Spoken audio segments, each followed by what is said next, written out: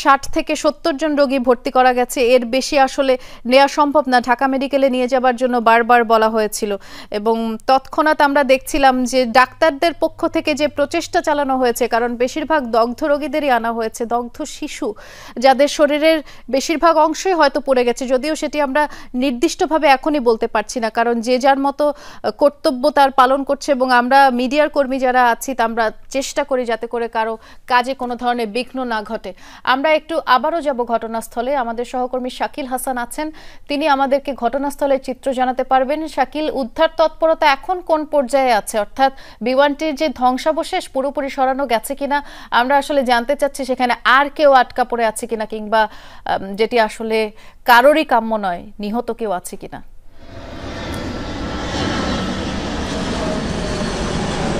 বৃষ্টি, সাময়িক খানিকটা উত্তেজনার পর আবারও উদ্ধার কার্যক্রম শুরু হয়েছে।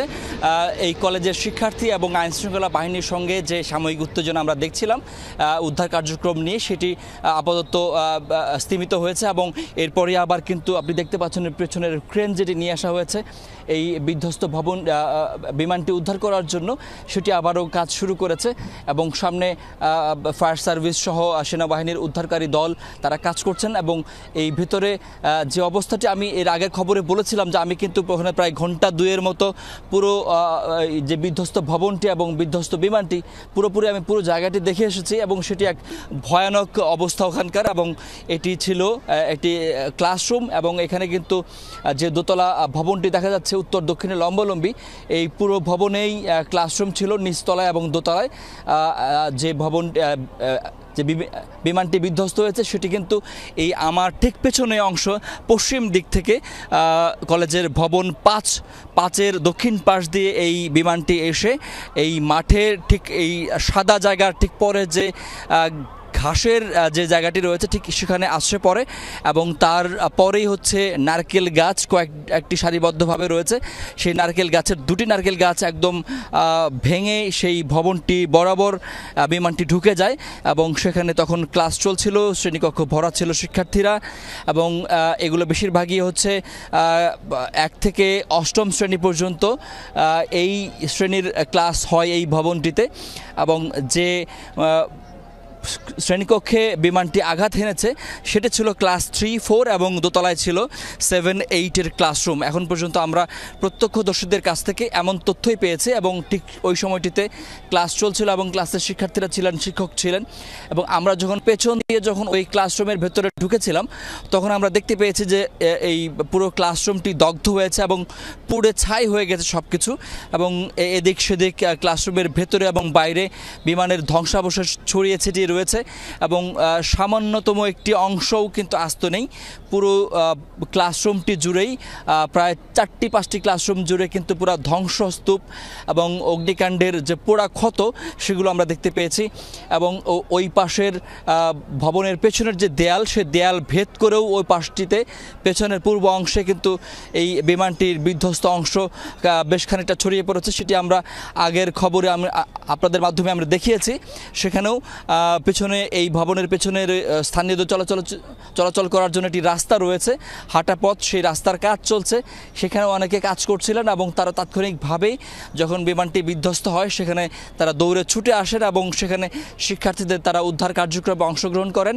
তবে তারা আমাকে বলেছেন যে এই ঘটনায় হতাহতের বড় একটি কারণ হচ্ছে বিমানটি যখন বিধ্বস্ত হয়ে এই শ্রেণীকক্ষে আঘাত হানে ঠিক ওই 4টি শ্রেণীর যে দরজা ছিল, বের হওয়ার যে দরজা, সেই দরজার মুখে সে বিমানটি এসে বিধ্বস্ত হয়, যে কারণে ক্লাসরুমের ভেতরে শিক্ষকরা আটকা পড়েন, তারা বেশিরভাগই তারা বের হতে পারেননি, এমনটি তারা প্রত্যক্ষদর্শীরা বলছেন। পরবর্তীতে তারা এইখানে উদ্ধার করতে এসে তারা সেটাই সামনে যেতে পারছিলেন না, ভিতরে ঢুকতে পারছিলেন না, কারণ এরই মধ্যে বিমানটি এই শ্রেণীকক্ষগুলোতে ধাক্কা দিয়ে এসে প্রচণ্ড শব্দে বিস্ফোরণ ঘটিয়ে আগুন ধরে যায় এবং দাউ দাউ করে আগুন জ্বলতে থাকে শ্রেণীকক্ষের এই ভেতরে এবং বাইরে, যে কারণে উদ্ধারকর্মীরা কিন্তু শ্রেণীকক্ষের ভেতরে যে শিক্ষার্থীরা আটকে পড়েছিলেন তাদেরকে উদ্ধার করতে পারেননি, তাদের বেশিরভাগই মারা গেছেন। এবং বাইরে থেকে পরে তারা জানলা এবং দরজার যে অংশটুকু সেগুলো ভেঙে তারা ভেতরে ঢোকার চেষ্টা করেছিলেন, কিন্তু আগুনের কারণেও তারা খুব বেশি সফল হননি এবং ওই শ্রেণীকক্ষগুলোর ভেতরে যারা ছিলেন তারাই সবচেয়ে বেশি ক্ষতিগ্রস্ত হয়েছেন, দগ্ধ হয়েছেন এবং গুরুতর আহত যারা রয়েছেন তারা এই কক্ষগুলোর ভিতরেই ছিলেন, এমনটি আমরা প্রত্যক্ষদর্শীদের কাছ থেকে এবং উদ্ধারকারীদের কাছ থেকে জানতে পেরেছি। এবং এর বাকি পরবর্তীতে যখন ফায়ার সার্ভিস, সেনাবাহিনী সহ অন্যান্য উদ্ধারকারীরা এসে যোগ দেন যন্ত্রপাতি নিয়ে এবং পুরোদমে যখন উদ্ধার কার্যক্রম শুরু হয়, তখন এখানকার দগ্ধ যারা, আহত যারা ছিলেন তাদেরকে উদ্ধার করা হয় এবং অনেককে হেলিকপ্টারে করে, অনেককে অ্যাম্বুলেন্সে করে, অনেককে গাড়িতে করে এই কলেজ থেকে নিয়ে যাওয়া হয় হাসপাতালে। আমরা যখন এখানে আসছিলাম তখন আমরা দেখেছি একের পর এক অ্যাম্বুলেন্স গাড়ি করে আহতদের, দগ্ধদের নিয়ে হাসপাতালের উদ্দেশ্যে রওনা দিচ্ছে এবং অসংখ্য মানুষ এসছেন, স্থানীয়রা উদ্ধার কার্যক্রমে অংশগ্রহণ করার জন্য।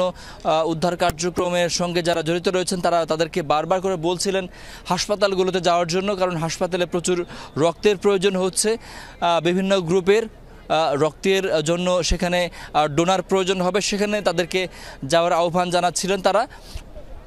এবং তারপরে আমরা দেখতে পাচ্ছি যে উদ্ধার কার্যক্রমের জন্য আরও সরঞ্জাম নিয়ে আসা হয় এবং ভেতরে যে বিমানটি বিধ্বস্ত হয়েছে সেই বিমানটি ভগ্নাশেষ উদ্ধার করে নিয়ে আসার জন্য এবং সেখান থেকে আলামত জব্দ করার জন্য আইনশৃঙ্খলা বাহিনীর সদস্যরা এবং সেনাবাহিনীর সদস্যরা তারা ভেতরে কাজ করেছেন এবং সেখান থেকে আলামত উদ্ধার করে তারা নিয়ে এসছেন। এবং ঠিক তখনই আমরা কিন্তু কিছু পোড়া জিনিসপত্র আমরা পেয়েছিলাম, সেটি আগের খবরেও দেখিয়েছি, আপনাদেরকে আবারও বলতে চাই। সেটা হচ্ছে শিক্ষার্থীদের ব্যবহার করা ব্যাগ, সোয়েটার, স্কুল ড্রেস, তারপরে হচ্ছে তাদেরকে এই শিক্ষার্থীদের পোড়া বই, খাবার পানি, খাবারের টিফিন বক্স, একজন শিক্ষার্থীর জোড়া জুতা, এরকম নানা সামগ্রী আমরা এই পোড়া শ্রেণীকক্ষের ভেতরে পেয়েছি। পুরো শ্রেণীকক্ষটি কিন্তু পুরো একদম বিধ্বস্ত। কক্ষটির ভেতরে আসলে কিছুই নেই, শুধুমাত্র ভাঙাচোরা দেয়ালটি বাদে, এবং সেটি দেখলে মনে হবে বিধ্বস্ত কোনো এক জায়গা।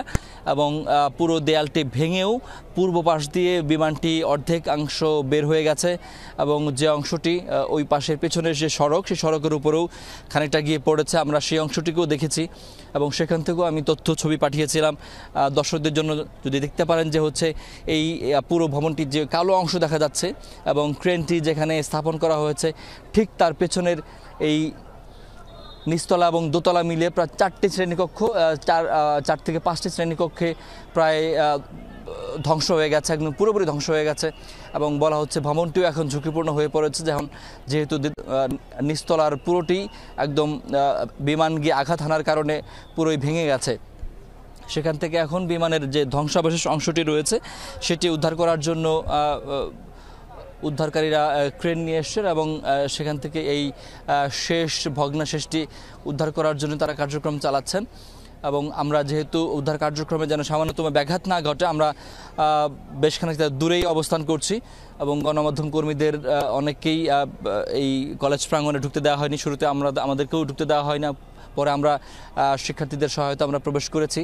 সেখানে শিক্ষার্থীরা অনেকে ছিলেন। আধা ঘন্টা 40 মিনিট আগে একটি অপ্রীতিকর একটি পরিস্থিতি তৈরি হয়েছিল, আইনশৃঙ্খলা বাহিনীর সঙ্গে শিক্ষার্থীদের খানিকটা উত্তেজনা তৈরি হয়েছিল, যদিও এখন সেটি স্থিমিত হয়েছে এবং উদ্ধারকারীরা আবারও পুরোদমে কাজ শুরু করেছেন। শেষ পর্যন্ত যে শ্রেণীকক্ষগুলো ধ্বংস হয়ে গেছে এবং বিধ্বস্ত সেই বিমানটির যেখানে পড়ে আছে সেখানে আর কোনো দেহ বা আর কোনো শিক্ষার্থী আটকা পড়ে আছেন কিনা এটি আমরা এখন পর্যন্ত নিশ্চিত নই, কারণ যারা উদ্ধার কার্যক্রম করছেন তারা আমাদেরকে এখনও আনুষ্ঠানিকভাবে এই তথ্যটি জানাননি যে শেষ পর্যন্ত ওখানে আর কেউ আটকা পড়ে আছেন কিনা। আর যেহেতু উদ্ধার কার্যক্রম নির্বিঘ্ন করার জন্য আমরাও একদম খুব কাছে যাচ্ছি না, সেই ক্ষেত্রে আমরা আসলে সেটি এখন পর্যন্ত আর এই গত 2 ঘন্টায় আমরা দেখতে পাইনি যে ওখানে আর কেউ আটকে পড়ে আছে কিনা।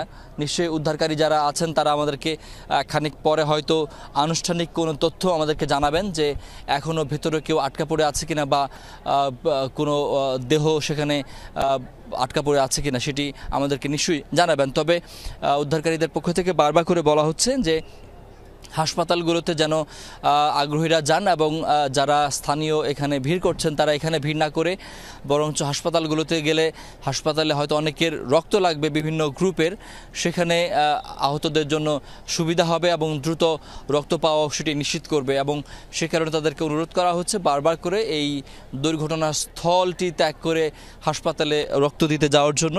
এবং যারা এখনও পর্যন্ত যাদের সন্তানরা এই স্কুল কলেজটিতে পড়তেন, যাদের এখন পর্যন্ত যাদের চিহ্নিত করা যায়নি বা যারা এখন তাদের সন্তানদের